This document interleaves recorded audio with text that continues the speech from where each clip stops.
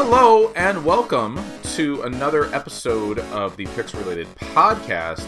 Guys, it's Game of the Year time. Man, I am so excited. We're going to go right into We're going to be talking about Game of the Year stuff. We're just continuing that talk, you know. This is the first 6 hours. This is the first episode. We haven't talked about any. So right here, so there's an elephant in the room. See, if I was like a CGI, you know, like I would put like an elephant like right here, like there's an elephant in the room. Oh, that's a big elephant, Kyle. Oh man, look at that elephant, huge. you guys! Wow, it's like Dumbo. It's like adding a bunch of work for Kyle to do post-production. Dumbo wasn't even that big of an elephant. Anyways, we've recorded about half, maybe a little bit more than half of our Game of the Year discussion. Like we've done in the past years, we've had long lists. We've had our debates recorded to narrow it down to a winner and two runners-up. And through the magic of podcasting, 2 of those episodes were lost to limbo. But there's no way you can recreate those arguments. I've seen games you people wouldn't believe. Nier Automata on fire. Like there's no way you can recreate that or anything like that. So basically what we have here is it's really unfortunate. It's 7 categories that we debated hotly debated. Some more than others. But there was definitely some big debates in here. Our biggest one got saved, I think. Yes, our biggest one, which was Best World. Be in this episode. And and the biggest ones are probably still yet to come. But as of this recording, we're going to kind of just go through our winners, just kind of talk a little bit about why we picked those, those particular ones, the winner and the 2 runners up, and then if anyone feels particularly strongly about anything that we cut, because, you know, like, look, at the way that these lists goes, like, there's a couple where we go, yeah, like, that was, like, for example, Best Surprise is our first category, and we go, yeah, like, that was surprising, but, you know, what, like, did you really expect Legend of Zelda to not be good? Like, things like that, you know? Like, so, like, things get cut pretty quickly, and other things that, you know, get fought over a little bit more heavily. So we'll start it right off with Best Surprise. This, of course, this was funny because we used to call it Biggest Surprise, and we decided that we needed to call it Best Surprise because it's not necessarily about how surprising it is, it's like how good that surprise is, like the end result of that being good. So the runner-up number 1 was Nier Automata. Adam, what do you have to say about Nier Automata, why it was a surprising game? It's so fucking good, though, is the thing. Like I was telling y'all about the demo, I want to say, like, over Christmas of last year, and yeah, that's like, man, we probably should pay attention to this game, and then it came out, and, like, not only is it that game, but it's also, like, so much fucking more. Yeah, it's so insane how the directions that game goes in. Yeah, I mean it's deep. It's like it's thoughtful. Like, I mean, none of us played Nier, the original Nier by Yokotaro, and or what is it, the Drakengard, whatever the stuff. Yeah, the Drakengard, like all that stuff from before. Like, none of us have played that stuff, and I honestly didn't really have any interest in this game whatsoever until you start hearing about the stuff that, like, not hearing, not spoiling anything about what was in it, just like, yeah, this game gets real good. Oh yeah, you have to play it, like, there's multiple playthroughs of seeing things from different perspectives that totally changes, like, what your opinions of, like, the first playthrough. Like, it's a very surprising game, just by the factor of how good it was compared to how, like, a niche cult thing that original game was. You know, everyone talks about, like, how bad the fishing was, and you know what? In Nier Automata, I don't know what the fishing's like but it seems terrible. I've never actually caught a fish. Yeah, it's not very good. But also, a fish kill you, so that's kind of not cool. Did you do that, Adam? I did that. I ate the fish, and then I died, and I lost 10 minutes of progress because I'm dumb, and I was like, why did the lady? She warns you. She's like, it might kill you. Did you ever remove your OS? No, because it said it would. It said it would kill me, and so I didn't do it because I'm like, And it does. Like, it absolutely does. Yep, it's like, it doesn't surprise me. Moved your OS. That's it. Yep. Yeah. Over. After the fish thing, where she was like, "Addo, try this fish. It might kill you," and then it killed me. I was like, "Yeah, I totally believe that there's a bunch of things that will just kill me in this game, and you get a real 5-second credits sequence, and then it kicks you back into the game. It's real good." The other runner-up that we had was Mario and Rabbids Kingdom Battle. That's on our list just because that game has no business existing. When that image leaked before E3, I think it was, that seemed bizarre. But even with that, this is a really bizarre thing. It's probably a Super Mario RPG or something like that. And then they made an XCOM game. And not only did they make an XCOM game, it sounds like they made a pretty good XCOM Mario game with Rabbids and guns and a giant rabbit that looks like Donkey Kong with the DK red. Game just is out of nowhere, in Nintendo letting them use Mario. Letting Ubisoft use Mario is kind of insane. I don't know how many other times has there been a third-party game that had Mario in it. I don't even know. There was the classic game Hotel Mario for the CDI. Okay. I don't remember that at all. I think you might be playing a little fast and loose with the term classic there, but sure. Sure was nice for the princess to invite us over. Is there any... So before we unveil the winner, because we're not coming to it naturally like we do the discussion, is there anything on this list that you guys think particularly... of our old list of ones that didn't make the final list that you think are particularly important in pointing out that we fought over? I mean, Doki Doki Panic should be on this list. Right, yeah. Super Mario 2. Because you fucking restored the old version of it. You fucker. Doki Doki Literature Club should be on this list. Yeah, man, we lost that. We lost that entire thing about how he wrote Doki Doki Panic multiple times over our categories, and we came to the realization that Doki Doki Panic didn't happen at all. Is Super Mario 2 in Japan, not Doki Doki Literature Club. I mean, probably the other one that barely made this list, or almost made this list, was HQ Trivia. Just how bizarre of a thing came out of that, and how big that game got, and just the idea of a live game show that you can win real money from. That whole thing's just a weird thing. But the winner, and I think that the winner, I don't think we really fought all that much over the winner, although I think it was close with Mario and Rabbids. But it was PlayerUnknown's Battlegrounds, and I don't really think that's much of a debate. Just that game, it's not necessarily surprising of a game like that exists. I mean, we've had the culling, we've had stuff like this in H1Z1, and but just how explosive that game became, how huge it got, to make a developer like Epic turn a game, Fortnite, from one thing into basically a completely different thing, and it really feels like they're not going to support the co-op portion of that game all that much anymore. No. That says a lot about the effect a game has when other people are like, oh, we need to do this exact same thing because this thing is super popular and super fun. And then there's also the aspect of it, Adam, I know you talked about, just the fact that we actually like it and got into it. Yeah. Yeah. I would have never thought. It's a 10 out of 10 game, guys. 10 out of 10 game. Yeah, because 10 out of 10 doesn't fucking mean perfect. No matter what anybody says, 10 out of 10 does not mean perfect. Yeah, I mean, hell, I was playing some. I was playing some today because I got to check out that new 1.0 and see how it looks. Not on the test server with my actual guy. Yeah, it's got its problems, but man, that's a really good game. So that was best surprise. So PlayerUnknown's Battlegrounds, PUBG. If you're in with the in crowd, the runners there were Nier Automata and Mario and Rabbids Kingdom Battle.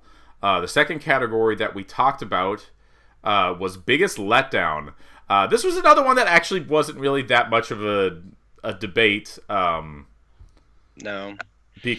because I mean, so like there's stuff that like it's actually weird because it's not on this list because I thought we added it at some point. Like I want to say we had Battlefront 2 on there at some point, but reality we kind of came back and said like how many of us were really that excited for Battlefront 2 after the first Battlefront. It was probably a thing that we added in our initial discussion. And then probably deleted. So the first runner-up was Yooka-Laylee. I mean, Adam, you can talk about that. We talked about this on this podcast before. It's a bad game. It's a bad game. Yeah. It's a real bad game. Those guys took a lot of money for a really bad game. So, man, that sucks. Yeah, I mean, you want like I really like Banjo-Kazooie. Like I wanted that game to be really good so I could kind of revisit your childhood or whatever you want to say. And I didn't even bother touching it because no, don't need to. The other runner-up was Middle-earth: Shadow of War.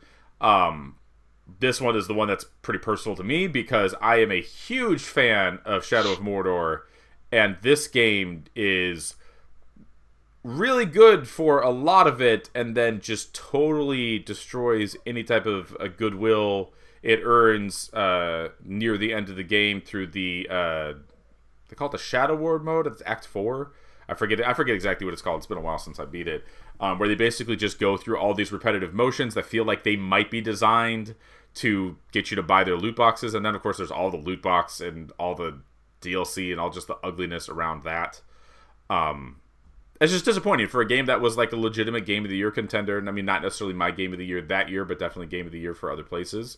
But definitely high on my list. And to have it basically be a pretty significant letdown, like that's a big deal. That's a big deal. And it's disappointing. And it's just all the loot box stuff. It's a bad sign for what might be going on in video games. But the winner, by far, or the loser per se, was Mass Effect Andromeda. Gus. Yeah. Mass Effect Andromeda, man. What can you say? I mean, I know it was this was personally my biggest letdowns.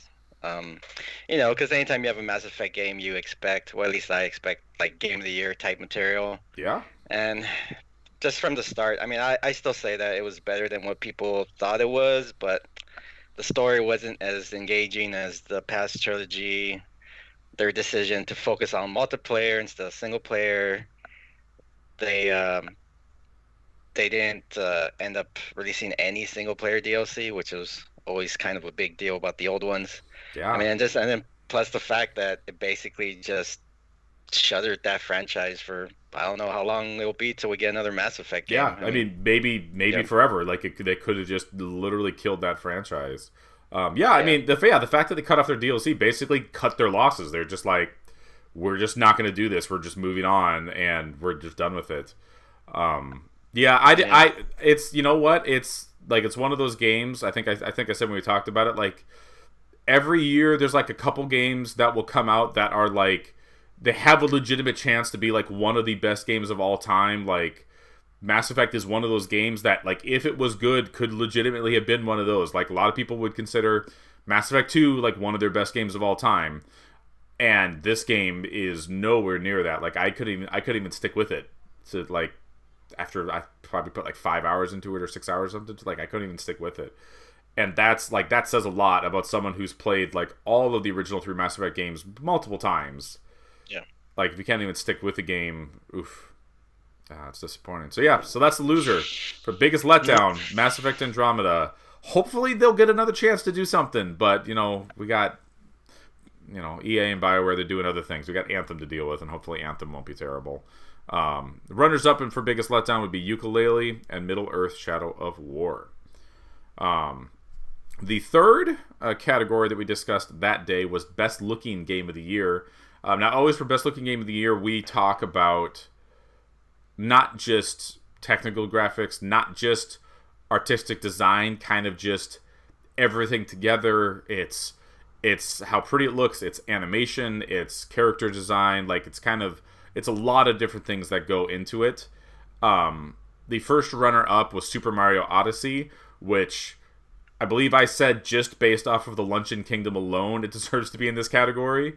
But Yeah. like that game is impressive just because every single world of the 12 or 13 worlds, how many ever there are drastically different in design and color palette and just everything. Like, yeah, like Luncheon Kingdom is gorgeous because they have all these giant crystal fruits that are everywhere, and then like the people that live there are forks with chef hats on, and it's just awesome. But that's only one of the worlds, and on top of that, the actual visuals, like it's so crisp and it's so bright. Like the, what is it, Seaside Kingdom? Which one? The one Yeah, where it's yeah, basically, Seaside Kingdom. yeah, it's basically just like a perpetual like sunset, and it's gorgeous. That game is beautiful and bright. Yeah. The second runner-up would be Horizon Zero Dawn. What do you guys have to say about Horizon? I believe when we recorded, we pointed out how the characters weren't exactly the best part of that game, but what did stand out was the environment, how the enemies, I forgot what they're called, but you know, the animal enemies in that game look really, really cool. You got some tiny ones all the way up to those big tall necks. Really cool enemy design, and just the fact that they did a good job of mixing in almost like tribal past civilization with the future tech, that sort of thing, which gave it a really unique look. And yeah, I mean, it really stood out against all the other ones. Yeah. Yeah, I mean the animal design by far is like, it's really impressive. Just even just the way of like, they're all built up of components that are smart, and you can knock things off, and that affects different things. Like, it's a super cool looking game. Yeah. But the winner for best looking game of the year was Cuphead, and that wasn't a fight because Cuphead is gorgeous. It's an easy one. Adam, tell us. I think you probably played the most Cuphead. Yeah. God damn, that game looks good. Like, I mean, all of the baggage that comes with that art style and that time period aside, like, when you just look at that game, it looks really good. Like, those animations are really smooth. Like, they made some really good designs on characters. Like, it's just really fucking pretty to look at. Like, seeing that game in motion is gorgeous. Like, there's nothing else like it on the market, except for the 101 knockoffs that have popped up on the Android and iOS stores since its release. But yeah, game's great.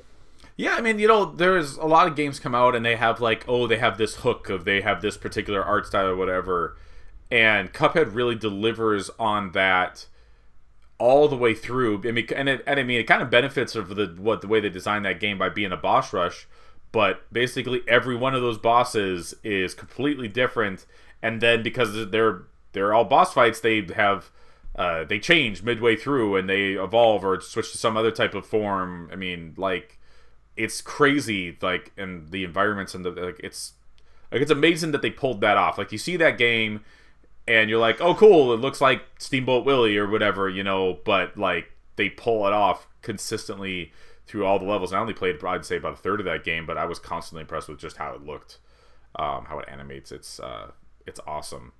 I'm trying to look at this list to see if there's anything else that deserves. I mean, the one I think that we fought hardest that probably ended up didn't making this list is probably Hellblade, Senua's Sacrifice. Yeah, that was like the between the two of them. I think the debate was a lot of that stuff that's up really close in the face, which is where a lot of that game is played, and a lot of those cutscenes are played is in the facial expressions of that character. That stuff's phenomenal, and that's like, if you can find a way to like get Horizon Zero Dawn, like their world and the face tech from that, and just kind of like merge them together, I mean, that would be fucking beautiful. But I think we said like it's probably the best looking characters that have been in a game. Like, that's like the face, like the faces and animations and stuff like that. But winner was Cuphead for best looking game of the year. Runners up were Super Mario Odyssey. Yeah. It took a real lot out of me here that we lost all this stuff. I just want to say that as we're going through all this. I know. It sucks. It really sucks.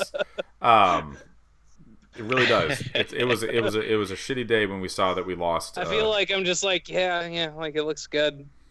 I mean, we talked about this already. Well, We talked about this well, for 6 Adam, hours.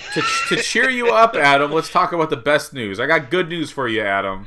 You know what? What's the good news? You know what good news I got? IO What's the good Interactive news? bought themselves and opened up their own studio and got that's free of really Square good. Enix. That's really good Hey, news. that's real good. It was really good news. They own that Hitman. They own that Hitman Yeah, game now. they got that Hitman. They didn't get completely slaughtered and destroyed and Hitman to never exist again like it looked like it could have happened for a while there. Yep. Yep. You know what else was good news, Adam? What was good news? We kind of got Half-Life Episode 3, Half-Life 2 Episode 3 this year.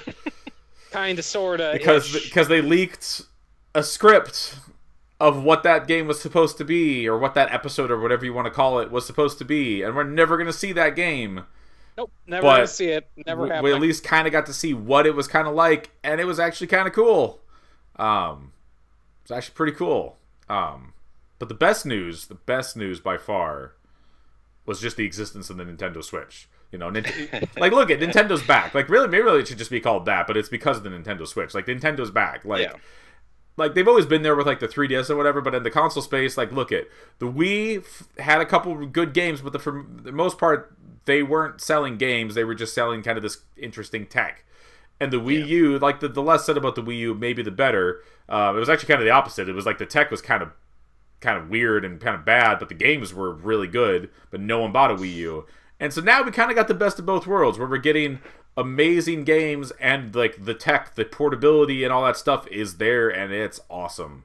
And they've had a stellar first year, and we got some more stuff to come.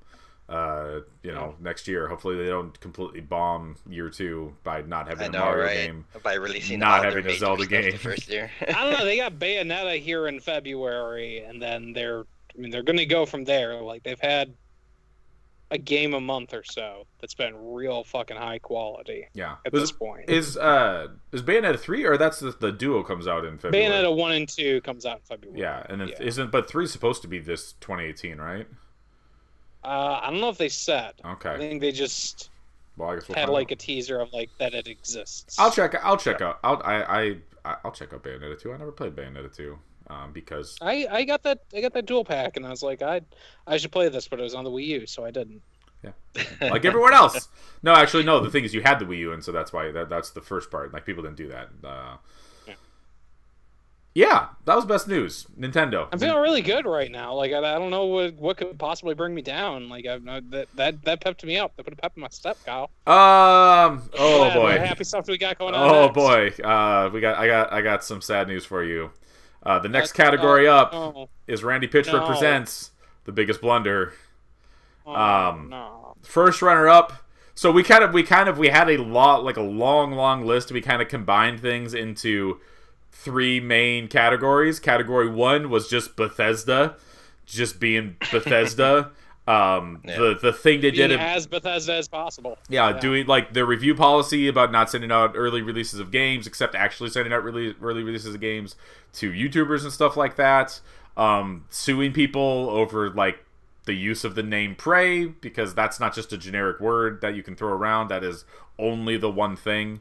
That's why they bought that company. They bought that company so they could have the word Prey. Nobody else can. The stuff they did with their VR, so Skyrim VR and Fallout 4 VR being full releases rather than just additions or add-ons to the original experience. Everything going on with the Creators Club, because oh my god, the Creators Club is, I don't know. I mean, it seems like it's a mess, and it seems like it's overpriced. Yeah. You got Prey 2017, the game that came out this year, which I think was fine. Like, I definitely was one of those games that it didn't stick with me, but like I could see that there was some good stuff in there, but it seemed like, hey, the thing that you think is gonna happen, yeah, that totally fucking happens. But man, it sure seems like that Prey 2 game that they were talking about would have been a lot better than this game. Bounty hunting in out in space would have been a really cool game. I mean, it's not just that. It's not like there was that whole Eurogamer thing that came out where they kind of did a full post-mortem on what that game was going to be. And it was kind of fucking crazy what they were doing with it, where it's like, oh yeah, guys, he's just like, you know, like you kind of find out that they're just like making clones of this dude, like near the end of the game, and then you go and blow up the clone factory, and your guy goes home, and like the entire end credits is like him just like living a normal life, and he gets old and he dies, and then he wakes up again because he's another fucking clone. That's great. That's a great fucking twist. Not this bullshit that you had in Prey that you saw the second that one of those enemies showed up. Because you knew. You knew. We all knew. We all knew. We all knew. And then the last thing that they did was the Doom Season Pass nonsense, where they just gave away all this stuff for free, and basically just did a big old middle finger to everyone about the Doom Season Pass. Oh, yeah. Yeah. Which is unfortunate, because Doom's a really good game, except the multiplayer. Yeah. Half of that game is really good. Well, maybe 3/4, whatever. The other runner-up for the biggest blunder is just the Destiny 2 and their post-game, end-game support. It's incredible. Like, within a week, there's another It's actually gotten worse. It's gotten worse It's since we recorded worse. that. It's, so, I mean, it all kind of started with just poor end-game stuff. You know, which is not necessarily new in Destiny. Like, Destiny 1 had a lot of problems with endgame stuff throughout its life. Then they had the whole XP thing about how they were hiding the numbers of the XP that you were actually getting. And then they turned all those systems off so now it takes longer to get experience, which, of course, is tied directly into the Eververse and their selling of loot boxes. Then you had Curse of Osiris coming out and then locking out activities from people that didn't buy DLC that they could play in the original game, which they walked back a little bit. There's still some stuff that's locked out, I think. It feels like they mostly walked back because of the achievement thing. Yeah. Like, that was the big thing. They're like, oh, you can't get this achievement. Oh no. Like, that just seems like it's such a simple thing that you should have been like, yo, let's maybe test for this. I need to point out, and this is dumb, it doesn't really matter. The achievements for Destiny 2 suck. Like, I feel like the achievements for Destiny 1 were pretty good, and I got them all, and I haven't even bothered with the achievements for Destiny 2 because they're not that difficult to get. It's just like, they suck. They're not interesting. There's nothing fun to kind of go after and get. Anyways, rant over. And then, before we even talked about this, or after we've talked about all this stuff, now we have the new Holiday, the Dawning thing that's out, and that seems awful as well. It's pretty fucking bad. So, I mean, the worst of that is that when games like this, let me give you Overwatch as an example. When they have an event and you level up and you get your loot box, that loot box is from that event. In Destiny 2, that loot box you get is just a normal Engram, not the Dawning loot box that has all the fancy limited... God, it's bad. It's just bad. Like, are they really making that much money off of that Eververse stuff that they need to, like, point everything towards it? Ugh. However, it's not as bad as what EA did this year. And honestly, compared... It's not a multi-billion-dollar fuck-up. Yeah. Is what you're saying. And it's funny is that the list of stuff that EA messed up is actually not even that long. It's really just 2 things, compared to, like, Bethesda's, like, 7 things. Now, one of those was shutting down Visceral Studios, which sucks, because it sounds like they were working on a really cool Star Wars game with Amy Hennig and, like, Visceral, you know... I actually like Dead Space 3. I know a lot of people don't like Dead Space 3. I enjoyed Dead Space 3. Not as good as the other Dead Spaces, but I still enjoyed it. On your side, Cal. Yeah, on your side. There you go. But it's but that's sad that they shut down the studio. Like, it seems like they have the tendency to do that. It's not just that too. It's like the messaging around it was oh, we're doing this to focus on more, less single player narrative games. It's like, games as a service is getting tossed around a lot nowadays. However, Battlefront 2, you guys, like... Fuck me. Okay. I had one job. The easiest job. Yeah, it's Star Wars. It was look at. There's a new Star Wars game, Star Wars movie in theaters right now, and it's a really good Star Wars movie. But even if it was like mediocre, it still would have done gangbusters at the box office. All you have to do is just make a okay Star Wars game and don't mess it up too much.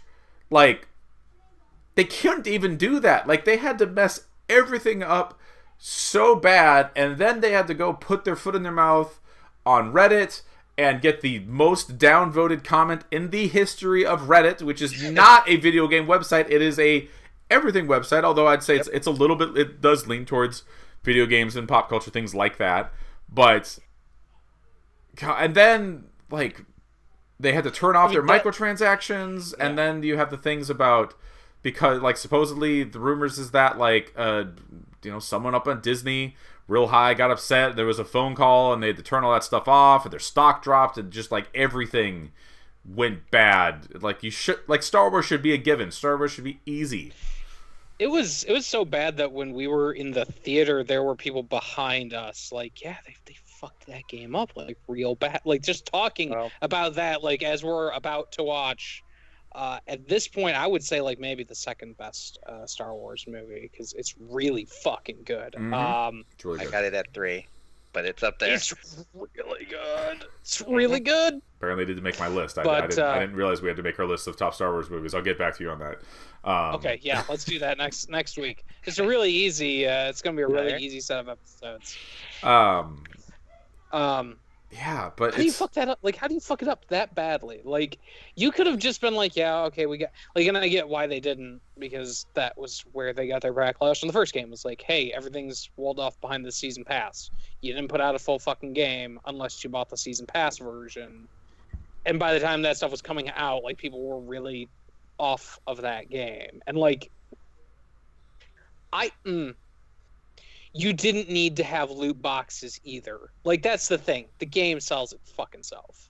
Yeah, like, you don't need loot boxes. It needed something, because they're aiming for the Titanfall model of all the DLC is going to be free. So I understand that I'm going to say they didn't need anything because it's fucking Star Wars, and if they did it right, people would still buy it. You know what I mean? Like, but it's, I understand, like, EA going, like, if we're going to support this game for the next 2 years or whatever of updates and new maps and stuff like that, like, they need a continuing revenue stream from their base. And I get that, but there's ways to do it.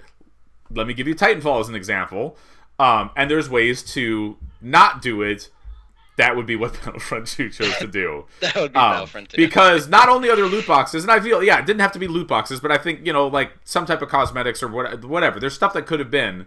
But the loot boxes are terrible, and even turning off the microtransactions, which they did the day before the game fully launched, although you could spend money during, like, the EA Access period and whatnot, doesn't fix the problems of that game, because the progression system is still based around loot boxes, and the progression system's terrible. And so the game's just not, like, it's okay to play, like, it's a fun, kind of slightly more casual Battlefield game, and I think that's what you would want for a Star Wars game, but it's not fun to play because the ongoing progression of building up your characters and unlocking abilities and stuff like that just sucks. Just sucks a lot. And that's why it loses, or this category. Like, EA, just don't mess up Star Wars.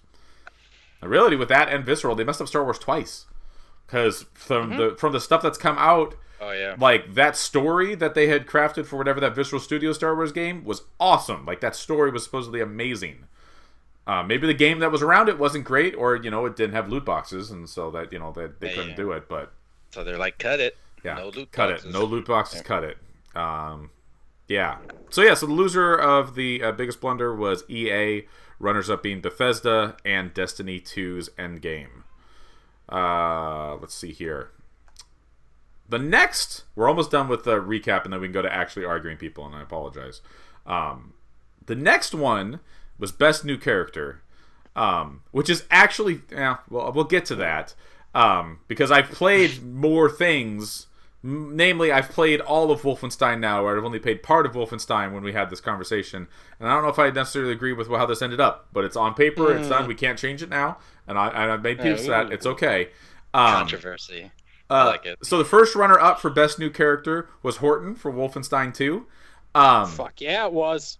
I think had I played all the way through Wolfenstein, I think I would have fought harder for some other characters over Horton. Because I think Horton's cool, but he's not what stands out. He doesn't stand out to me in that game. particularly well compared to some of the other characters that we were fighting over and discussing. But it's fine. I passed it. It's okay. He's at like, look at like a guy who is like shouting out Bible verses while he's murdering Nazis. That's just a whole cool like. All right, this guy's pretty cool, but he doesn't really do a whole lot after that, other than kind of just having the same kind of Irishy, get drunk and yell at people thing, which is fun. But I mean, but he's like, okay, that guy, no, that game's the fucking best. He's the best. He's sitting there getting drunk, and he's like getting to that drunk where he's letting that accent slip through. He's like, normally I'm under control with this shit, but now I'm drinking and now I'm getting passionate about how you fucks are the reason that we got Nazis. That's great. That entire scene is it's so fucking good. Yeah, but it is that kind of like that one little scene where you meet him and what does he just give you something really strong, or does he put something in it? I don't remember exactly, but he basically knocks you out. It's like basically just moonshine. Yeah, like stronger version. Yeah, and then he's talking about basically how like everyone just got comfortable with the Nazis and slid right into it, and which I think like when we talked about this when we had this discussion originally, I think BJ's father was a really good example of that as well, because like he's a total prick, he's a total asshole. He makes you shoot your dog, or I mean you don't have to shoot the dog. I shot the wall and then he shot the dog. But like he's just a total prick, and he gives up his wife to the Nazis because she's Jew. Like does all these awful things, but then the game has the freaking nerve to show you a flashback of him being a super cool dad and doing this thing where you're gonna grab your BB gun and go down in the basement with him and scare away the monsters. And it's like, damn it, game, you're not supposed to let me like this guy because this guy's a total a-hole. But they weren't doing that. Like that's the point of that scene, is to show psychologically like, hey, he's sleeping with a gun, and he's like 8. Like that's the point of that scene, is to be like, it's bad, but it's a cool he like wanted, it's father-son he wanted moment. a gun because his dad fucked him up that bad. Like it's very much not like it kind of plays a little bit with that, but that twist at the end of him being like, all right, well, you go to bed, and he's just cradling the gun as he's sleeping, and that's the only way that he can get peace, is by holding a fucking gun. Like that's the point of that scene, is that like, hey, we need him to like be a kid and have a gun, and this is the best way for us to do that. And like, yeah, of course this shitty dad is gonna give his fucking kid a gun at this age to sleep with. Like, of course he is. All right, the other one runner-up for best new character was Greg, Night in the Woods. Now, unfortunately, I did not get a chance to play Night in the Woods. I wanted to, I started to, but I just didn't have the time to go through it. But Adam, why don't you tell us about Greg? Because he sounds pretty awesome. In retrospect, I would have maybe made a bigger case for the entire cast, but like Greg is just great. Like he's a really good character. He's kind of your best friend. Well, one of your best friends. You got May, who's like this dropout college student who like goes back to live with her parents, and like that's a really interesting thing. And you kind of eventually are learning a bit about her. But then also you've got Greg, who is like her best friend, but also has like depression, but like is like dealing with it and like always there. He's just like a fucking good dude, and like yeah, like he's just a great guy. And then like his solution is like, okay, yeah, you're upset, like let's go break some light bulbs out in the back. Like let's go do it. Like that's how we're gonna get this stress out. Like let's go break light bulbs. It's great. He's a really good character. That entire cast is really solid, but I think like Greg is the standout. Yeah, maybe a little bit more of a standout. Yeah, that's cool. Yeah, I want to check it out. I started. I got like 10 minutes into it, or 15 minutes into it, or whatever, and it was like 3 o'clock in the morning, and I'm like, I don't have time to start this right now. But I definitely want to check it out. I actually wanted to see because of the design of it. It actually runs in 4K on my computer, which is kind of funny. Because it's it's not much of a graphical powerhouse. Let's say that. Before we announce the winner, the other one. I was trying to look at this list here. The other one that we really discussed a lot about was Jack Baker, the daddy from Resident Evil 7, who is kind of a awesome, menacing character. Who like that is kind of like your introduction into that game, is him chasing you around, not wearing a shirt, having some like just bursting through the wall, scaring the crap out of you. shooting himself in the face to show you how he just regenerates. Like, he's just an awesome character. And then when you just completely destroy him by literally chainsawing like his body in half, and you think you're done, he comes back later in the game as a giant spider monster, and it's kind of awesome. Like, he's great. He's great. I think the only thing that maybe takes away from him is that the way that they're like, he's coming is like, it's like, Daddy's coming, Daddy's coming, and that is because I'm a fucking child. That was really funny to me every single time. Like, unfucking questionably, that was funny as shit. So now, to contrast, the thing I thought that was really cool about that is, and they don't really, I guess they get into it a little bit more in the DLC, you said, but they kind of reveal at the end of that game what's going on, that he's not actually this terrible, awful bad guy. Like, he is being infected and manipulated by, oh my god, what's the girl's name in Resident Evil 7? Evelyn. Like, and you get to see a very tiny snippet, tiny snippet that's like a dream sequence or something like that, where he's just a perfectly normal guy, and he basically got just roped in by Evelyn to being this awful monster who can't die, and just like it's kind of tragic, but they don't really go into it a ton in the main game, which is why he kind of fell off this list compared to the other ones in there. And the other one was Bruce from Shadow of War, which is a really cool character. Is one of your Oleg, whatever they call them in that game, the big kind of troll guys. Who's kind of wisecracking. He's got a little Cockney accent, and he's kind of cool. And about halfway through the game, he just brutally murders you and betrays you, literally stabs you in the back, and throws you off the top of a tower. And you spend a decent amount of that game hunting him down, chasing him down. And rather than killing him, you shame him so badly, which is a mechanic in the game, that he literally loses his mind so that he can barely speak anymore, can't even put together complete sentences. And it's kind of terrible that you do that to him. Although he totally had it coming, let's be fair. He stabbed you in the back. But he similarly kind of fell off the list because they don't like that. That's really cool. Like, the idea of what they do to that character and how you get like revenge on him is cool, but it doesn't play out in the game as well as it could have, considering what they were actually going for of like ruining his mind. But the winner was Pascal from Nier Automata. That was the one we pulled out of the Nier Automata. I mean, there's 9S was the other one that we considered. The sex boy, what did you call him? Right. Oh, we don't have you, Adam. We don't have audio, but I could see that you said fuckboy. Nope, still. What's going on? Why did we lose Adam's audio? Yep, it's great. The podcast version of this will be great with you spelling the letters in the air. Yep, yeah. We'll translate for Adam for the rest of this.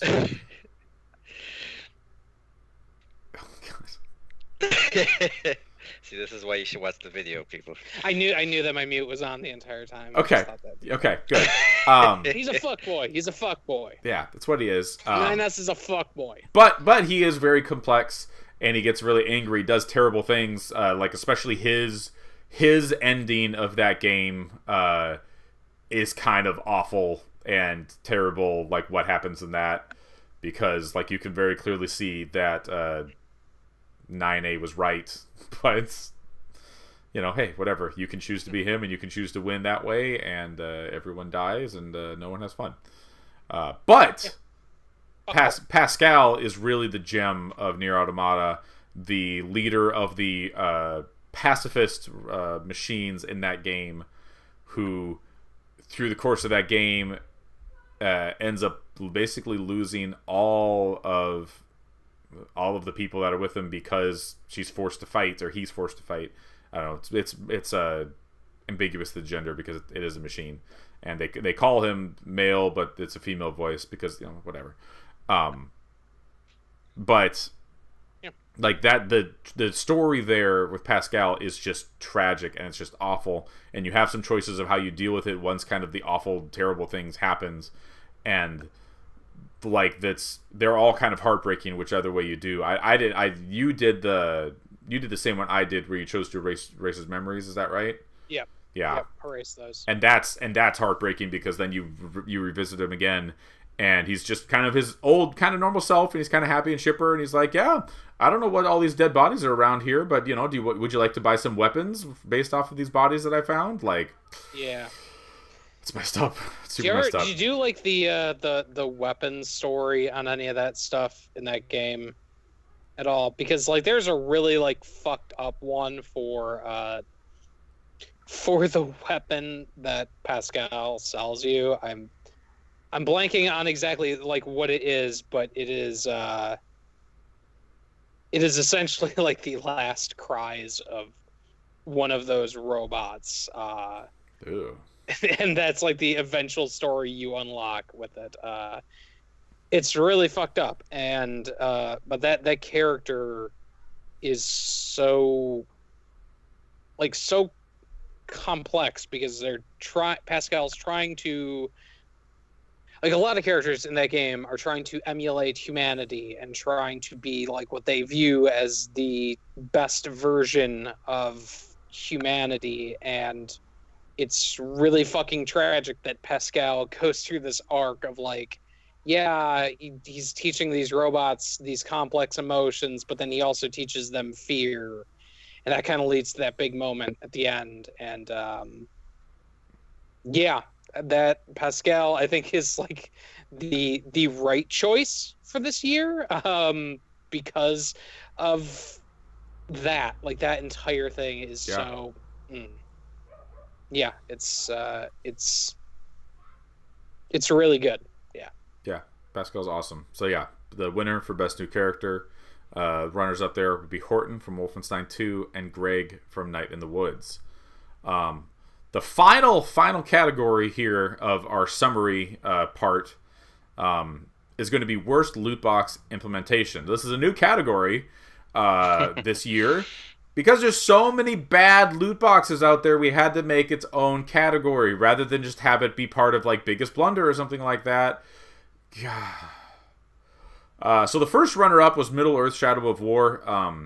As I kind of was previously talking about being disappointed with it, like the main thing I'm disappointed in Middle-earth: Shadow of War is that kind of final sequence. Basically, the end of the game is you have to do the fortress defense mode over and over and over again. I think it's 12 or 15 times you have to do it, and there's only 4 different fortresses, and they all have pretty much the same layout. So basically you're just repeating the same content over and over again to kind of get the true ending of the game.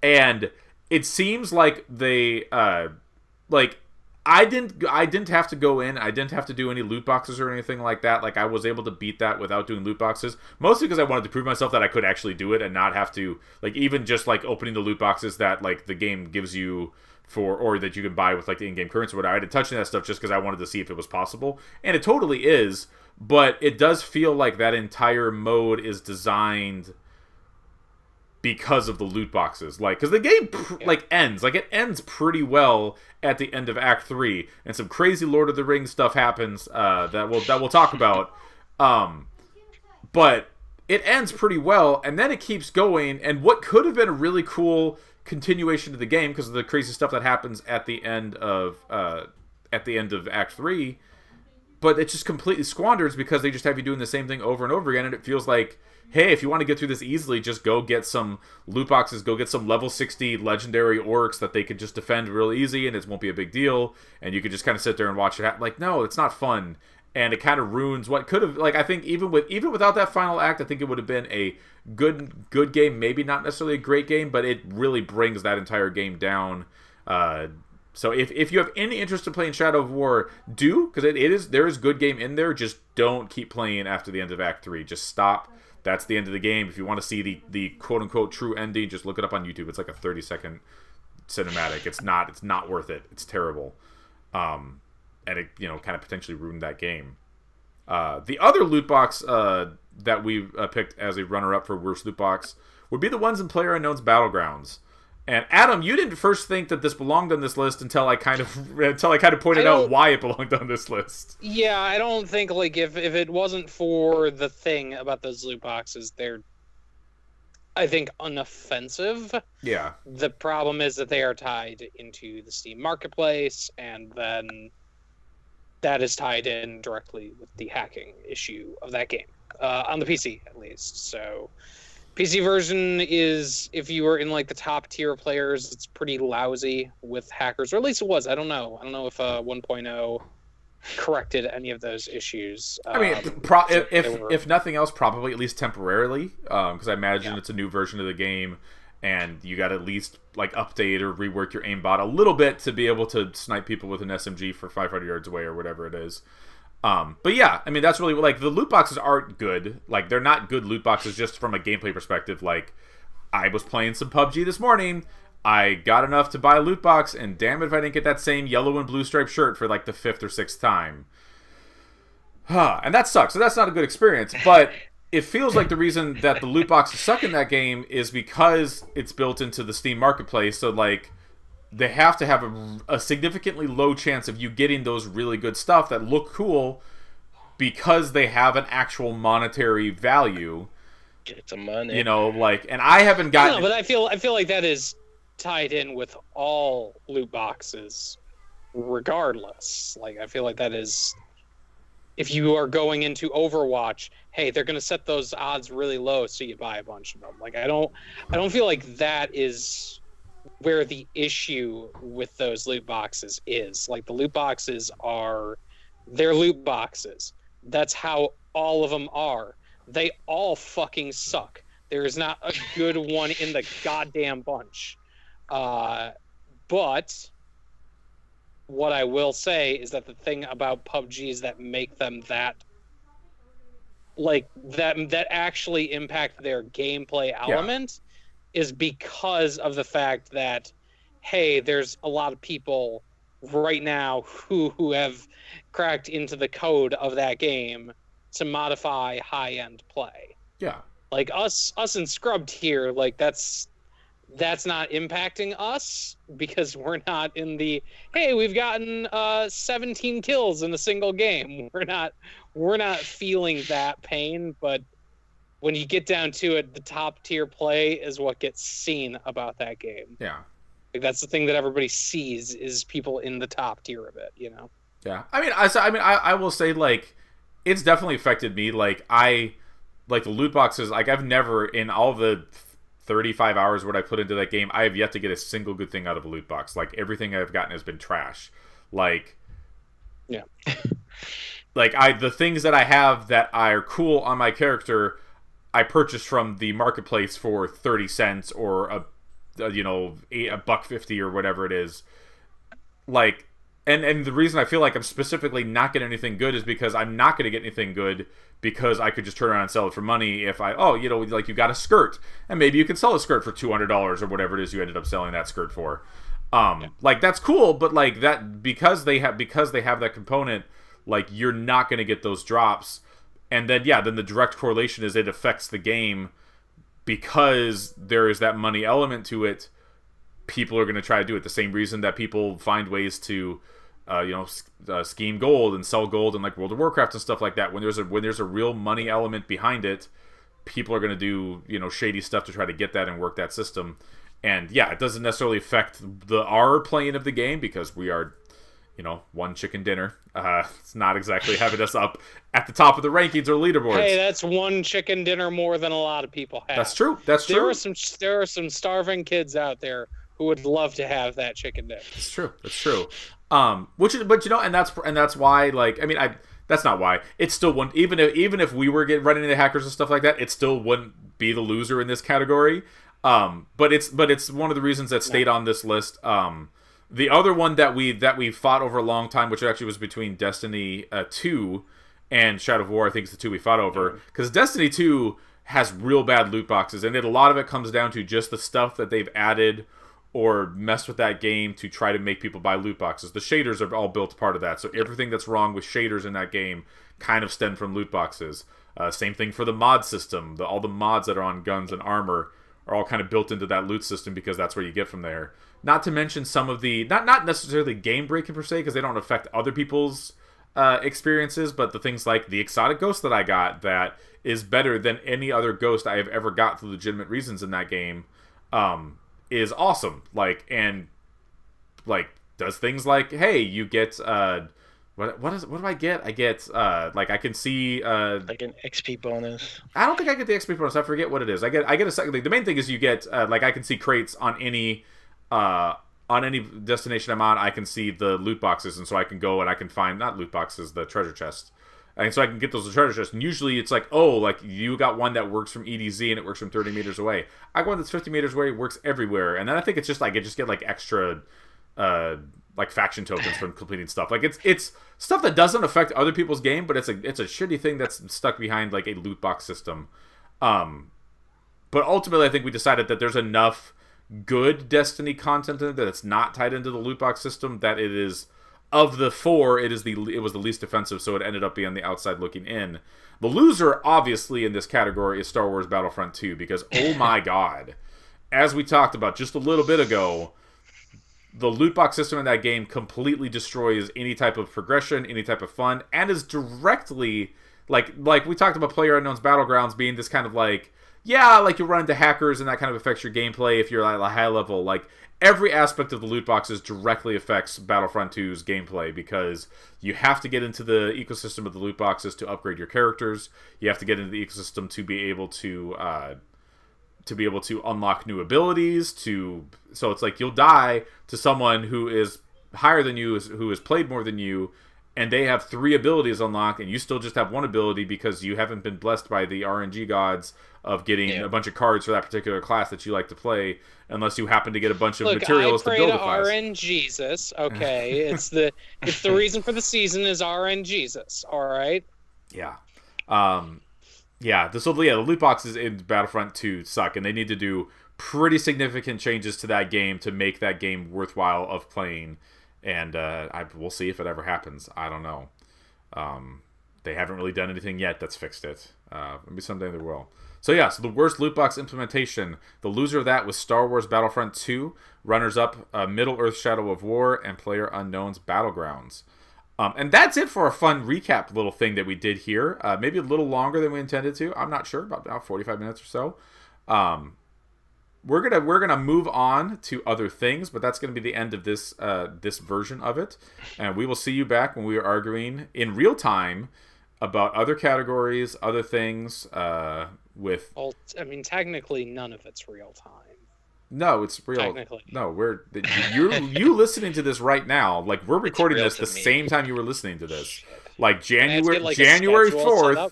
January 4th, it's 3:35 p.m. Right here. I'm with you. I see what time. I don't know. Make stuff up. Thank you for listening. I'm Kyle. That was Adam. That was Gus. And we will see you later or next time. I'm not sure how we'll cut this, but we'll figure it out. Peace.